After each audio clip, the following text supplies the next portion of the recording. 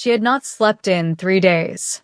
Every morning, the walk to school felt like walking through a nightmare.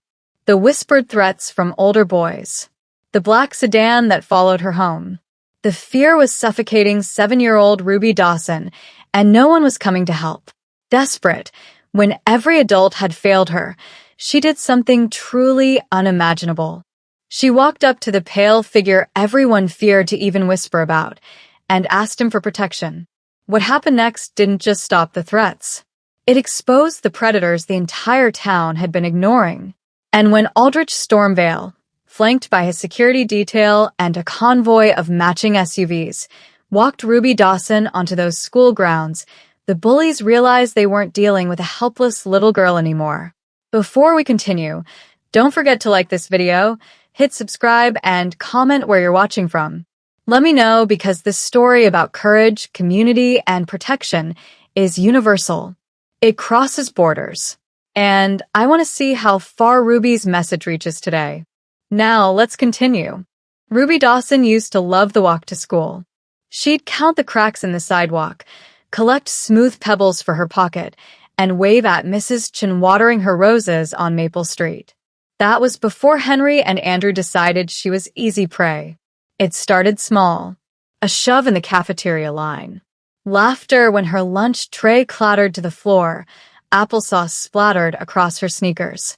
Ruby's mother, Charlotte, told her to ignore them, that bullies fed on attention. So Ruby tried. She kept her head down, walked faster, ate lunch in the library. But Henry and Andrew were 12, nearly twice her size, and they were bored. The shoves became trips. The laughter became threats whispered in passing. "We know where you live, baby Ruby." They'd wait for her after school, blocking the sidewalk, forcing her to walk through the alley behind the hardware store. The alley smelled like rust and rotting wood, and Ruby's heart would hammer so hard she thought it might crack her ribs. Charlotte noticed the change. Her bright, chattering daughter became silent. Ruby picked at dinner, flinched at sudden sounds, and started having accidents at night, something she hadn't done since she was 4. Charlotte held her, stroked her blonde hair, and promised she'd talk to the school. She did. The principal listened with polite concern and promised to keep an eye on things. Nothing changed. Then came the black sedan. Ruby first noticed it on a Tuesday. An older car, windows tinted dark, idling across from the school pickup zone. She wouldn't have thought anything of it, except it was there again on Wednesday and Thursday. And by Friday, she realized it followed her. The man inside never got out, but she could see his silhouette. Watching. Waiting. When Charlotte picked her up late one afternoon, Ruby saw him clearly for the first time through the windshield, a pale, thin man in his 20s with hollow eyes that didn't blink. He smiled at her. A slow, deliberate smile that made her stomach twist. Mama, that man. What man, sweetie? By the time Charlotte turned, the black sedan was pulling away. Ruby started seeing him everywhere. In the grocery store parking lot. Parked outside their apartment at dusk. Once, she woke at 2 a.m. and swore she saw his face at her bedroom window, though they lived on the second floor. She stopped sleeping. The exhaustion carved shadows under her eyes, made her hands tremble. In class, she'd stare at the door, waiting for it to open, for him to walk in, for Henry and Andrew to corner her again. Charlotte noticed her daughter disappearing into fear, piece by piece, and felt utterly powerless to stop it. Charlotte Dawson took a personal day from work and arrived at Maplewood Elementary at 8 a.m. sharp, before the principal could hide behind meetings and phone calls. She'd rehearsed what she'd say, kept her voice calm and professional, presented the facts like evidence in a trial. "My daughter is being physically intimidated by 2 older students, Henry Morrison and Andrew Kelsch. They've threatened her. They follow her. She's terrified." Principal Vickers leaned back in his chair, fingers steepled, expression practiced, and sympathetic. "Mrs. Dawson, I understand your concern. Children can be spirited. But Henry and Andrew are good kids. High grades, both on the baseball team. Sometimes personality conflicts happen. This isn't a personality conflict. They're 12. She's 7. I'll have a word with them, of course. But without concrete evidence of physical harm, my hands are somewhat tied. We can't discipline students based on he said, she said situations. You understand. Charlotte understood perfectly. Ruby was small, quiet, and didn't matter enough. She tried again, anyway. There's also a man, an adult man in a black sedan who's been following her, watching her. I've seen him 3 times now outside our apartment. Vickers' expression shifted to something bordering on concern, but only bordering. Have you contacted the police?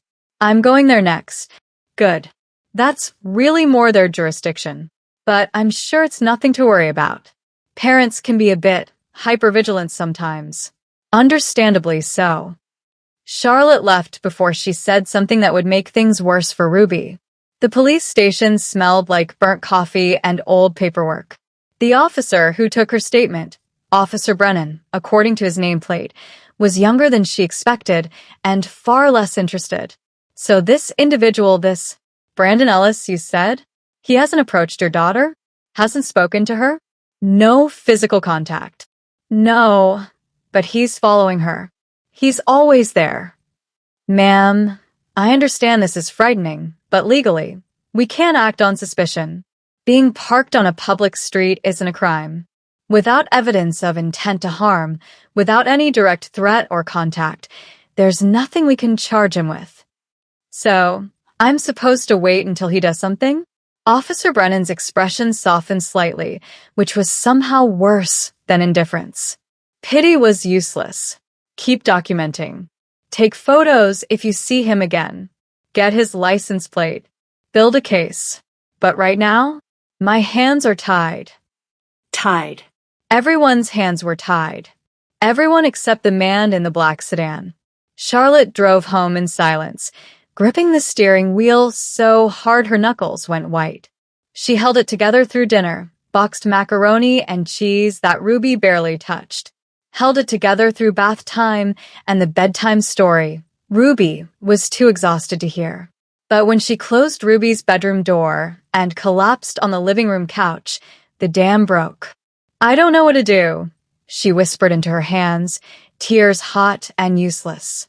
I don't know who to turn to. He's still out there. They're still hurting her. And nobody cares. Nobody will help. She didn't know Ruby was awake. Didn't know her daughter was pressed against the bedroom door, small hands flat against the wood, listening to her mother's defeated sobs. Ruby slid down to the floor, pulled her knees to her chest, and felt the last fragile thread of hope snap. The grown-ups couldn't save her. The teachers wouldn't. The police wouldn't. If she wanted to be safe, she'd have to find someone, something so frightening that even the monsters were afraid. And Ruby knew exactly where to find him. Ruby had heard the name whispered at the grocery store, murmured between her mother's friends over coffee, spoken in hushed tones by the crossing guard who always looked twice at the black cars that sometimes passed through town. Aldrich Stormvale, the man who'd bought the old Whitmore estate 6 months ago and transformed it into something that didn't belong in their small town.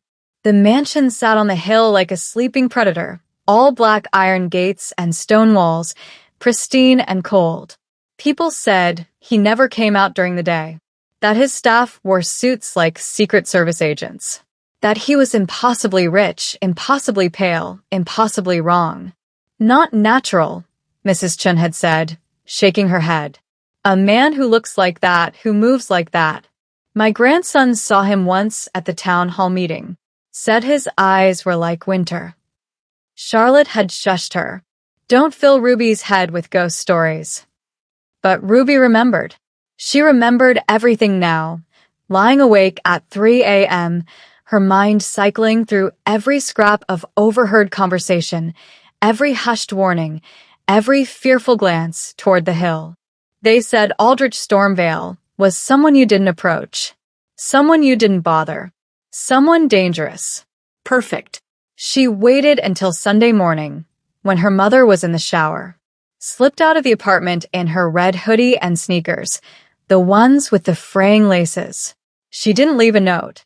Didn't know what she'd say. Didn't know if she'd come back. The walk to the Stormvale estate took 20 minutes. Ruby's legs burned. Her chest felt tight, like someone had wrapped rubber bands around her ribs. Twice, she almost turned back. But then she'd see the black sedan in her mind, see Henry's cruel smile, hear her mother crying, and she'd keep walking. The gates were taller than she'd imagined. 12 feet of ornate black iron topped with spear points that gleamed in the morning sun. There was a call box, a camera, a warning sign about private property. Ruby didn't press the button. She was 7, small for her age, and the gap between the gate and the stone pillar was just wide enough. She squeezed through. The driveway was smooth black asphalt, lined with perfectly trimmed hedges. 2 massive SUVs sat parked near the entrance, black, windows tinted so dark they looked solid. Ruby's sneakers made small scuffing sounds that seemed too loud in the silence. She made it halfway to the house before she heard footsteps behind her. Stop right there.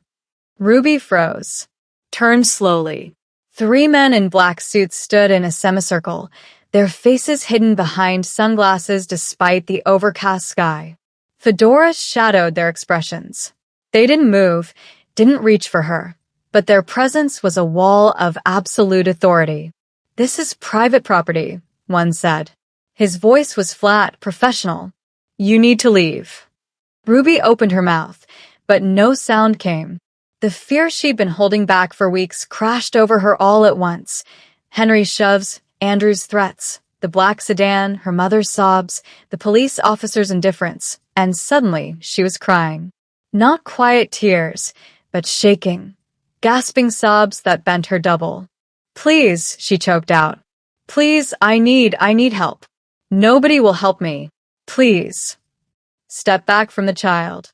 The voice came from behind the security detail, low and calm and cold enough to frost glass. The men in suits moved aside immediately, parting like a curtain. And there he was. Aldrich Stormvale was taller than any man Ruby had ever seen, impossibly pale with hair like platinum silk falling past his shoulders. He wore a black velvet jacket with gold embroidery that caught the light like trapped fire. His face was beautiful in a way that made her think of marble statues, perfect and sharp and not quite human. He looked at her with eyes that had seen centuries, and Ruby forgot how to breathe. Then Aldrich Stormvale did something she didn't expect. He knelt. Slowly, deliberately, he lowered himself to her eye level, close enough that she could see the inhuman perfection of his features, the absence of warmth in his skin. He reached out and placed one pale hand on her shoulder. His touch was gentle. His expression was utterly serious. "Tell me," he said quietly, "who has made you cry?" Ruby tried to speak, but the words tangled in her throat, caught behind sobs that made her whole body shake. She wiped her face with her sleeve, but the tears kept coming, hot and unstoppable. Aldrich waited. His hand remained steady on her shoulder, neither pulling her closer nor pushing her away. He simply knelt there in his expensive velvet jacket on the cold asphalt, patient as stone, while his security detail stood at respectful distance.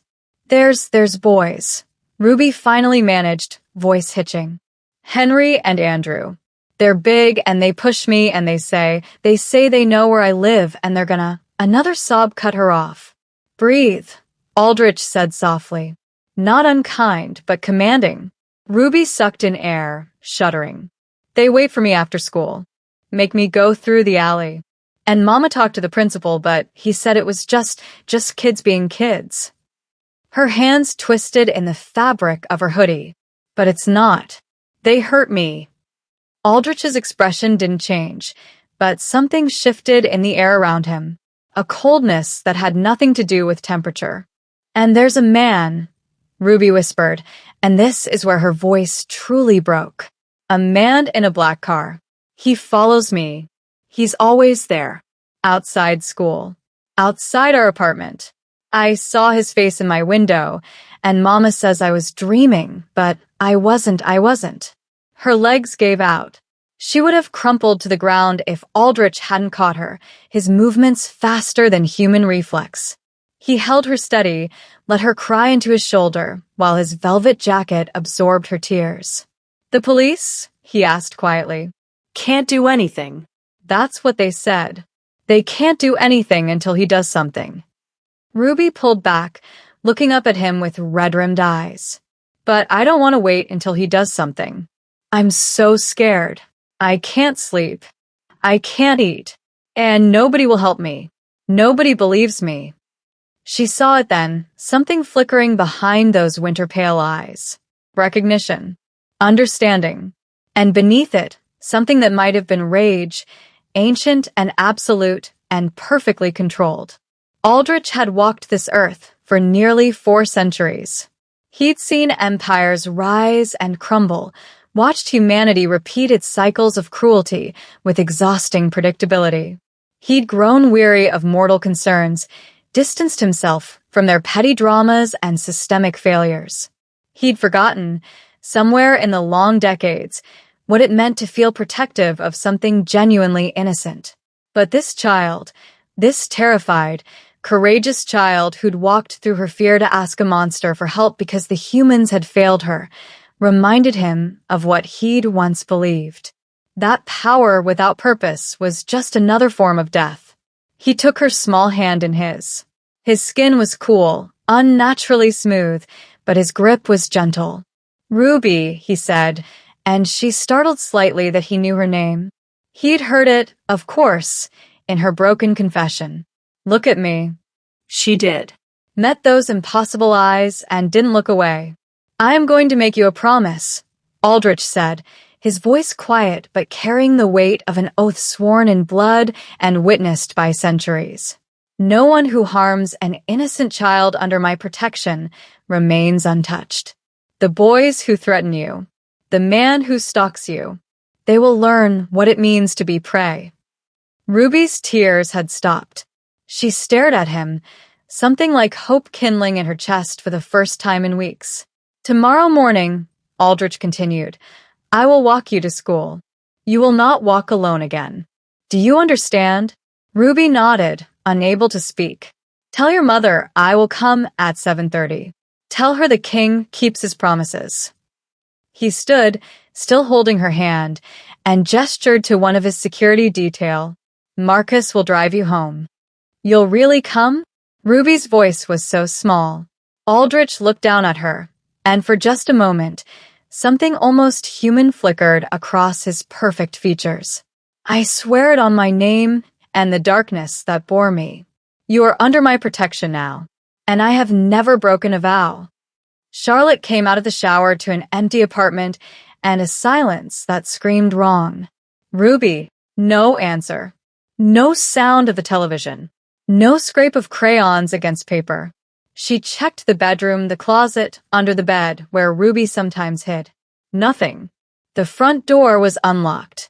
Ruby's jacket was gone. Panic arrived like ice water in her veins. Charlotte ran barefoot into the hallway, hair dripping, pounding on the neighbor's door. Mrs. Patterson hadn't seen her.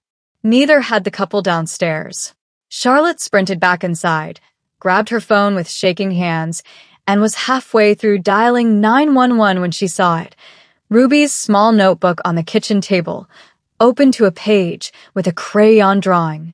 A big house on a hill, a stick figure in a red jacket, and words in Ruby's careful, crooked handwriting. Getting help from the king. No, no, no, no.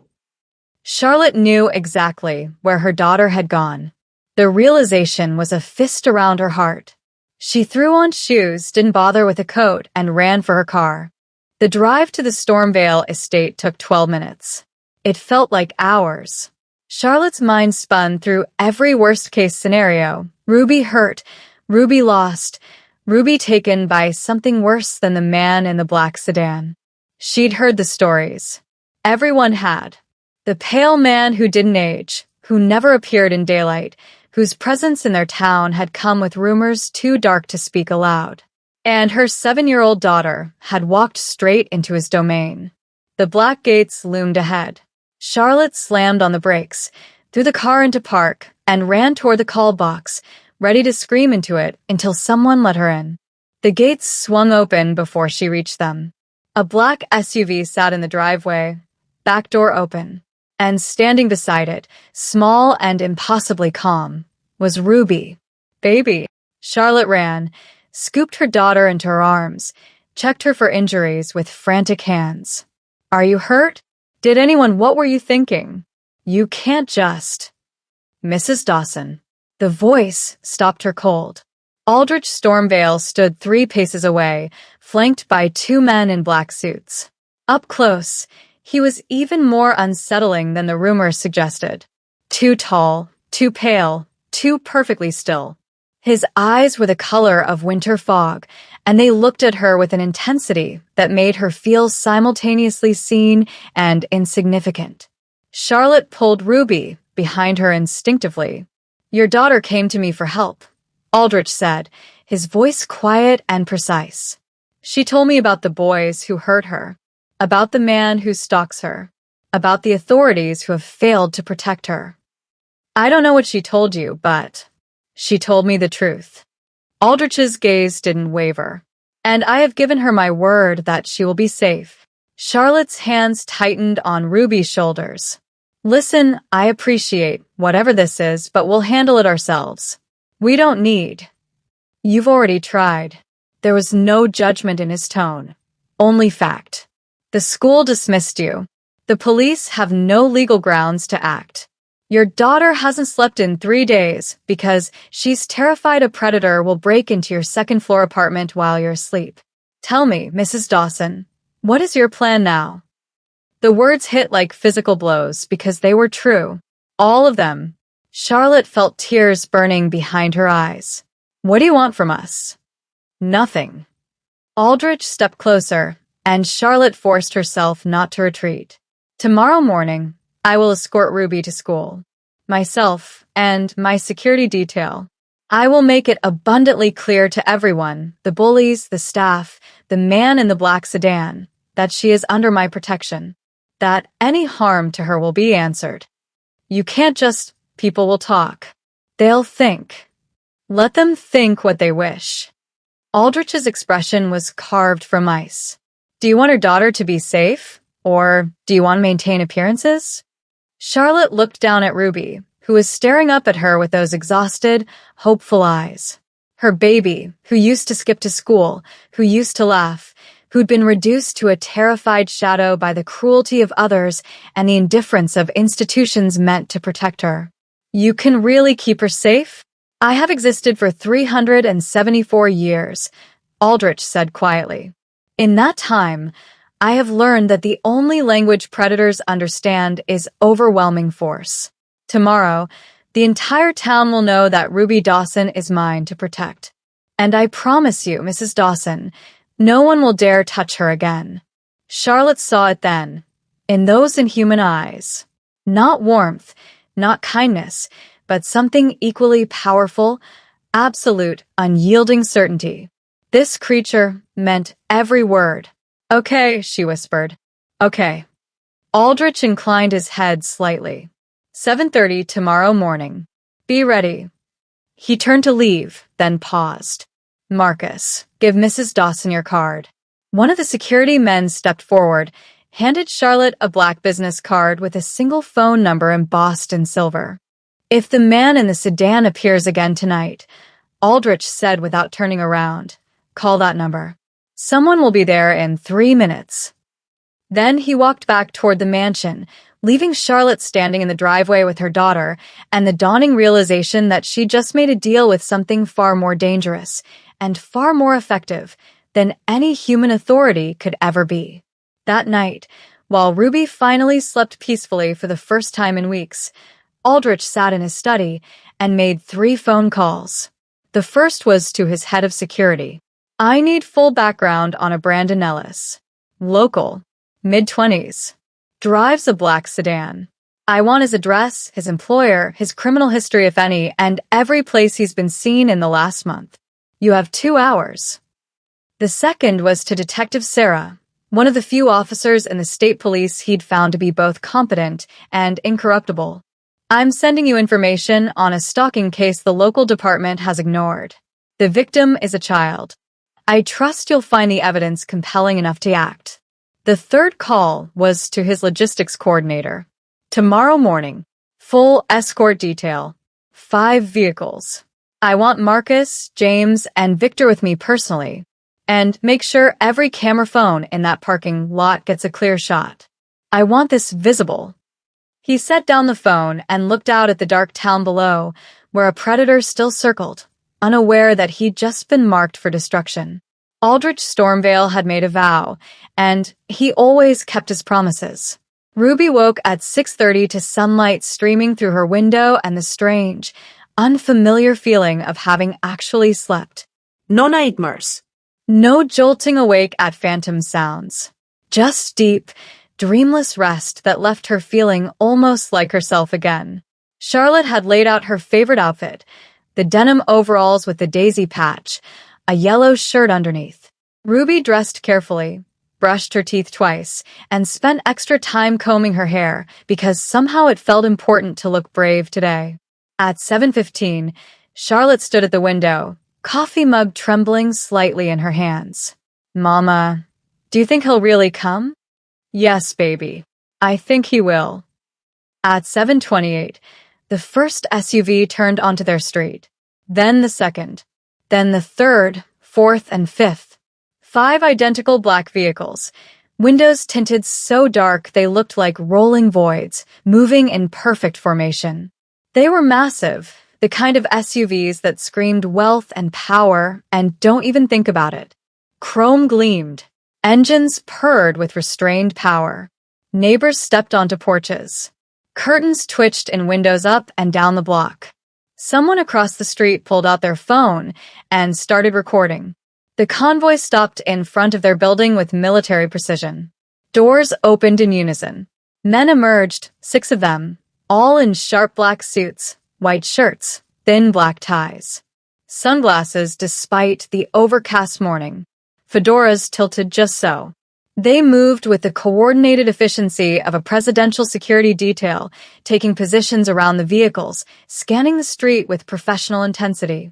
And from the center vehicle stepped Aldrich Stormvale. He wore a long black coat over his velvet jacket today, collar turned up against the morning chill he probably couldn't even feel. His platinum hair was pulled back, revealing the sharp angles of his face. Even from the second-floor window, Ruby could see how people on the street instinctively stepped back, creating a bubble of space around him. Charlotte grabbed her purse. Come on, sweetie. They met him at the building entrance. Aldrich's pale eyes found Ruby immediately, and something that might have been approval flickered across his features. Good morning, Ruby. Good morning, Mr. Stormvale. Her voice came out smaller than she'd intended. He knelt down, the same way he had yesterday, lowering himself to her eye level with inhuman grace. From his coat pocket, he withdrew a small box of dark wood, opened it to reveal a ribbon of deep burgundy velvet, so dark it was almost black. This, he said quietly, is the color of my house. Do you know what that means? Ruby shook her head. It means that anyone who sees this will know you are under my protection, that you belong to my household. He tied the ribbon carefully around her wrist, his cool fingers gentle and precise. It is a promise and a warning. Do you understand? Ruby touched the soft velvet with her other hand. It felt expensive, important, like wearing armor made of shadows. I understand. Good. Aldrich stood and offered his hand. Shall we? Ruby took it without hesitation. His skin was cool and smooth, and his grip was steady as stone. She felt something shift inside her chest, the fear that had lived there for weeks loosening, just slightly, replaced by something fierce and protected. They walked to the center vehicle. One of the security men, Marcus, she thought, opened the door. Ruby climbed in, Aldrich following with fluid grace. Charlotte sat on Ruby's other side, her own hands clasped tight in her lap.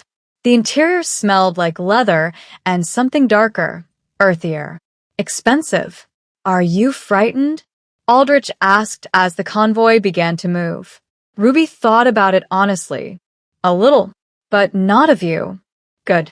You should never fear those who protect you. He looked out the window at the town passing by. Only those who mean you harm. And they, Ruby, should be very, very afraid today. The convoy moved through the streets like a funeral procession, slow, deliberate, impossible to ignore. Cars pulled over. Pedestrians stopped and stared. Phones appeared in every direction, recording, photographing, already posting to social media with captions full of speculation and shock. By the time they reached Maplewood Elementary, half the town knew something unprecedented was happening. Ruby looked down at the ribbon on her wrist, then up at Aldrich's profile, sharp and cold and utterly unafraid, and felt something she hadn't felt in weeks. Safe. The king kept his promises, and today, the whole world would see exactly what that meant. The school parking lot was already crowded with minivans and sedans when the convoy arrived. Parents doing drop-off, teachers sipping coffee by their cars, early bird students clustered near the entrance. Normal Monday morning chaos. Then the first black SUV turned into the lot, and the chaos stopped. Conversations died mid-sentence. A teacher dropped her travel mug, coffee splashing across the asphalt. Every head turned to watch as the 5 massive vehicles formed a perfect semicircle near the main entrance, engines cutting off in synchronized silence. Ruby felt her heart hammering, but Aldrich's hand tightened slightly around hers. Reassuring, anchoring. "Ready?" he asked. She nodded. Marcus opened the door.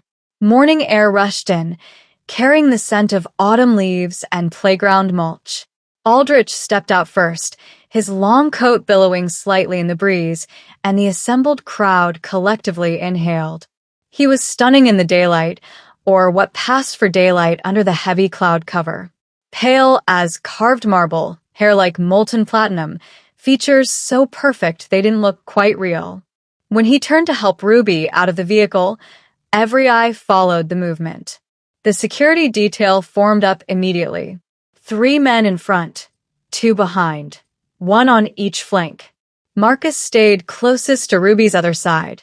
They moved like a single organism, professionally scanning faces, exits, potential threats.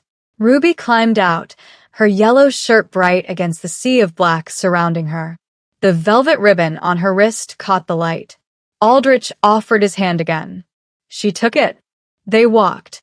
The crowd parted like water, parents pulling their children back instinctively. The path to the school entrance cleared as if by magic, leaving nothing between Ruby and the double doors except 20 yards of asphalt and the weight of 100 staring eyes. Ruby could hear whispers starting, spreading like wildfire. Is that him? Stormvale. Why is he here? With the Dawson girl? Isn't she the one? Look at his eyes. Oh my God. A phone appeared, then another, then dozens. Flashes of camera phones capturing every step. Ruby knew by lunchtime this would be everywhere. Facebook, Instagram, the local news sites. Everyone would see. That was the point. She spotted Henry and Andrew near the bike racks. They'd been laughing about something, shoving each other in that careless way bigger kids did. Now they stood frozen.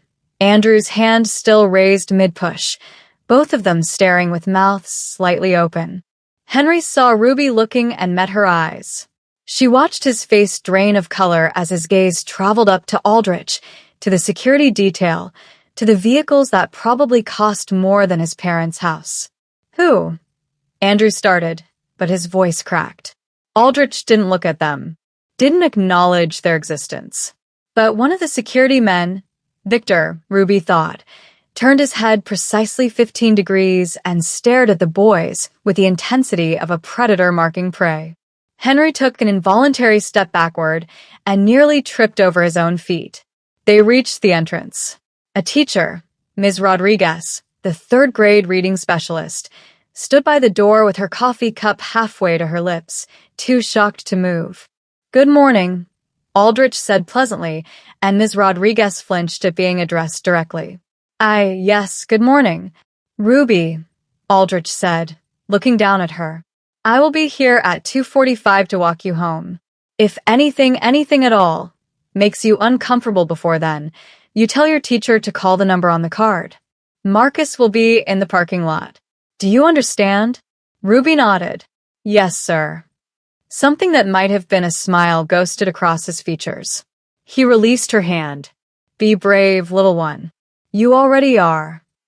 Ruby walked through the doors into the school, and the whispers exploded behind her like a storm breaking.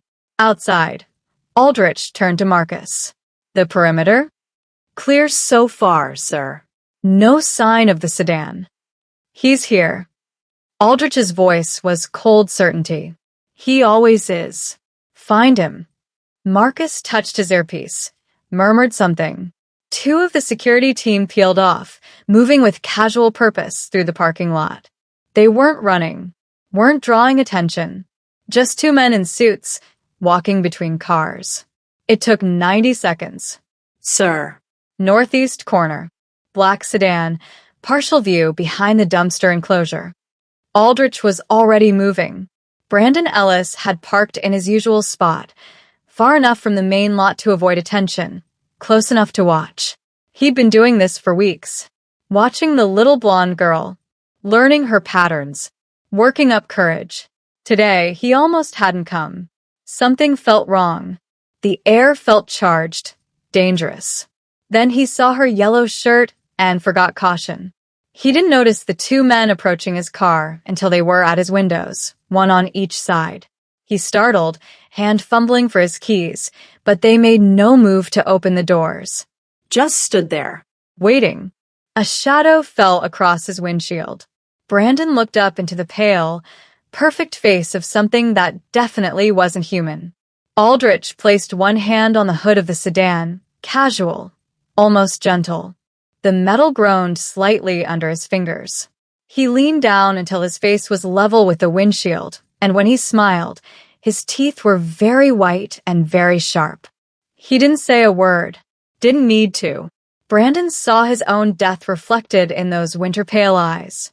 Saw exactly what would happen if he ever came near Ruby Dawson again. Not a threat, a promise, a glimpse of something ancient and patient and absolutely merciless. The vampire straightened, removed his hand from the hood, leaving finger-shaped dents in the metal, turned and walked away. Brandon's hands were shaking so badly it took 3 tries to start his car.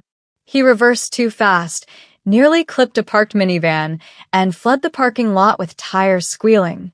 He would leave town by Wednesday, would drive 3 states away before he felt safe enough to stop. And he would never, ever forget the face of the thing that had marked him for death and chosen, just this once, to let him run instead. Aldrich returned to his vehicle, adjusted his coat, and looked back at the school where Ruby Dawson was finally safe. Let's go, he said quietly. Our work here is done. The convoy pulled away, leaving behind a parking lot full of witnesses and a town that would never quite be the same. Principal Vickers was in his office reviewing the weekly attendance reports when his secretary knocked, face pale and flustered. Sir, you need to see this. She held out her phone. The video had been posted 14 minutes ago and already had 3,000 views. 5 black SUVs. A man who looked like he'd stepped out of a Gothic painting. A little blonde girl in overalls holding his hand while suited security formed a protective wall around her. The caption read, Vampire King escorts bullied student to Maplewood Elementary. About damn time someone protected that kid. The comments were rolling in faster than Vickers could read them. My daughter's in Ruby's class. She said those boys have been terrorizing her for months. Where was the school administration? I know that man. Aldrich Stormvale. He doesn't do anything halfway. Those bullies are done. Vickers' phone rang, then rang again. The district superintendent, the school board president, a reporter from the local paper. By 9:15 a.m., Henry Morrison and Andrew Kelsch were sitting in his office with their parents. all of them looking significantly less confident than they had 2 weeks ago. "This is an overreaction," Henry's father blustered. "Boys roughhouse. It's normal." "Mr. Morrison." Vickers cut him off, and there was no practiced sympathy in his voice now. Only the cold mathematics of liability and public outrage. "Your son and Mr. Kelsh's son have been systematically intimidating a 7-year-old child. I have 6 witnesses who came forward this morning alone, apparently emboldened by recent events. The school board has made it clear that this ends immediately. You can't just. Both boys are suspended for 2 weeks, effective immediately. When they return, they will be in separate classes, monitored closely, and one more incident. One will result in expulsion and a formal report to the police for harassment of a minor." Andrew's mother had gone very quiet. She'd seen the video too. Seen the dents in Brandon Ellis's hood that were clearly finger-shaped. Understood exactly what kind of protection Ruby Dawson now had. "We understand," she said softly, pulling Andrew toward the door. "It won't happen again." It wouldn't. Vickers knew it. The entire town knew it. You didn't touch something the Vampire King had claimed. 60 miles away, Detective Sarah sat in her unmarked sedan outside a rundown apartment complex, reviewing the file that had appeared in her email at 11:47 p.m. the previous night. Brandon Michael Ellis, 26, unemployed. 2 prior complaints for suspicious behavior near schools in neighboring counties, complaints that had gone nowhere due to lack of evidence. But this file had evidence. Photographs with timestamps showing Ellis's black sedan parked outside Maplewood Elementary on 17 separate occasions. Outside the Dawson apartment building on 9 occasions.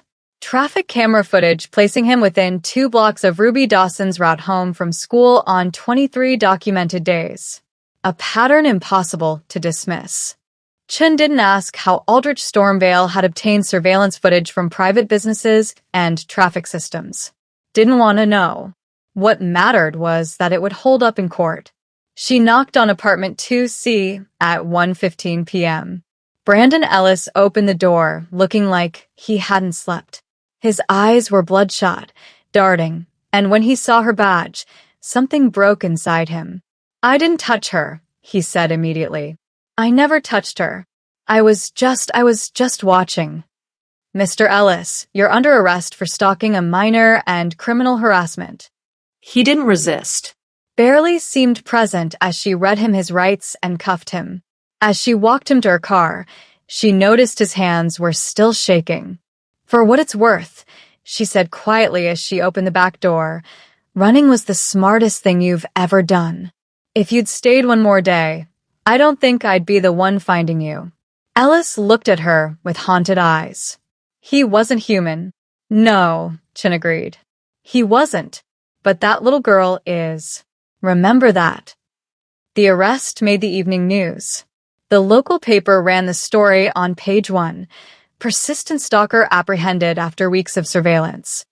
The article carefully avoided mentioning how the surveillance evidence had been obtained or the dramatic escort that had occurred the same morning. But everyone knew. At the grocery store, at the gas station, in living rooms across town, people talked. Not just about the arrest or the suspended bullies, but about what it meant. Mrs. Chun, watering her roses, mentioned it to her neighbor. "That Stormvale man. People said he was dangerous." "He is dangerous," her neighbor replied, watching a black SUV drive slowly past, one of Aldrich's security doing routine patrols. "Just not to us." At the coffee shop, parents whispered over lattes. "My son said Ruby Dawson walked into school today with her head up. First time in weeks. Can you blame her? She's got a Vampire King as a bodyguard. Better than the police, apparently." The fear hadn't disappeared. How could it, when Aldrich Stormvale was still very much other, still very much a predator wearing a human face? But it had shifted, transformed into something more complex. Respect. Grudging, wary, but real. The monster on the hill wasn't just a monster anymore. He was a reminder that sometimes the scariest thing in the dark was exactly what you needed to keep the real predators at bay. And in a town that had failed one small, terrified child, that realization felt uncomfortably like justice.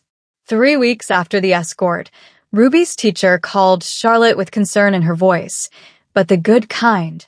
"Mrs. Dawson, I just wanted to let you know that Ruby volunteered to read her story aloud in class today. In front of everyone. She hasn't done that all year." Charlotte felt tears prick her eyes. What was the story about? A pause. A princess who makes friends with a dragon. It was surprisingly detailed. That evening, Charlotte found Ruby at the kitchen table surrounded by crayons and markers, tongue poking out in concentration as she worked on yet another drawing. There were dozens now, covering the refrigerator, taped to her bedroom walls, stuffed into folders. All of them featured the same pale figure in black, surrounded by stern-faced men in suits. This one showed Ruby holding a giant's hand. The giant had white hair that went all the way down the page. Around them, stick figures with fedoras stood guard. Ruby had used her silver crayon to make their sunglasses shiny. "That's beautiful, baby. Is that for Mr. Stormvale?" Ruby nodded enthusiastically. "I'm going to give it to Marcus next time I see him. He said Mr. Stormvale keeps the first one I made in his study." Charlotte didn't know if that was true, but it didn't matter. What mattered was the light back in her daughter's eyes. Ruby had started sleeping through the night by the end of the first week. Started eating full meals by the second. Now, in week 3, she was the girl Charlotte remembered, chattering about her day, making elaborate plans for Halloween, teaching herself to cartwheel in the living room. The nightmares hadn't disappeared entirely. But when Ruby woke gasping in the dark, Charlotte only had to whisper, "You're safe. Remember?" The king promised, and Ruby would nod, burrow back into her pillows, and sleep. The school had changed too. At the PTA meeting, Principal Vickers announced the new Safe Passage initiative, a program where staff members and parent volunteers would monitor key routes to school, where reports of bullying would trigger immediate investigation, where kids could request escorts if they felt unsafe. "Inspired by recent events," he said carefully, not quite meeting Charlotte's eyes, "we recognize that we must do better." It should have happened without a vampire's intervention. But Charlotte had stopped caring about should. She cared about results. Other parents approached her afterward, quietly, almost apologetically. "My daughter said Ruby seems happier. If you ever need anything..." That must have been terrifying, what you went through. Charlotte accepted their sympathy with grace, but internally she thought, "You had no idea it was happening. None of you noticed until it became a spectacle." Still, Ruby was safe now. That was what mattered. On a crisp October morning, exactly 4 weeks after the escort, Ruby announced at breakfast that she wanted to walk to school by herself. Charlotte's first instinct was to say no. Absolutely not. Never. But Ruby looked at her with those bright, clear eyes, no fear in them, no shadows, and Charlotte remembered what this fight had been for. Not just safety. Freedom. "Okay," she heard herself say. "But I'm walking you to the corner." Deal. They made it halfway there before Charlotte's phone buzzed. A text from an unknown number. "She has 3 Overwatch positions along her route. We'll keep visual until she's inside." Charlotte looked up, scanning the street, and spotted it. A black SUV parked near the intersection, windows dark but unmistakably familiar. She texted back, "Thank you." No response. She hadn't expected one. At the corner, Charlotte kissed Ruby's forehead. "Straight there." No detours. "I know, Mama." Ruby rolled her eyes with 7-year-old exasperation, but she was smiling. Charlotte watched her daughter walk away, yellow backpack bouncing, blonde bob catching the morning light, steps confident and sure. Ruby paused at the crosswalk, looked both ways like she'd been taught, then continued on. Halfway down the block, Ruby stopped, turned toward the hill that overlooked the town, where the Stormvale estate sat behind its black gates. A single black SUV was parked on the overlook, barely visible against the tree line. Ruby lifted her hand and waved, big, enthusiastic, the kind of wave you gave to friends. For a long moment, nothing happened. Then the SUV's headlights flashed once. Twice. Ruby grinned, hitched her backpack higher, and skipped the rest of the way to school. Charlotte stood at the corner, her own hand pressed to her mouth, watching her daughter disappear into the morning crowd of students. Normal. Safe. Free. She looked back toward the hill. The SUV was still there, a dark sentinel against the autumn sky. Aldrich Stormvale had made a promise to a terrified child in a red hoodie, and he was keeping it. Not just for a day or a week, but for as long as Ruby needed him. The Vampire King, the town's most feared resident, had become its most unlikely guardian. And somewhere in his manor on the hill, Charlotte imagined, a crayon drawing of a giant with white hair hung in a study where ancient things dwelled. The monster had chosen to protect instead of prey. And that choice, Charlotte thought as she walked home, made all the difference. Ruby Dawson was 7 years old, and she was no longer afraid. The king's vow remained. If this story moved you, if you believe every child deserves a protector and every predator deserves to face justice, hit that like button. Share this with someone who needs to remember that courage comes in unexpected forms. Subscribe because some stories need to be told. Ruby's voice mattered. So does yours.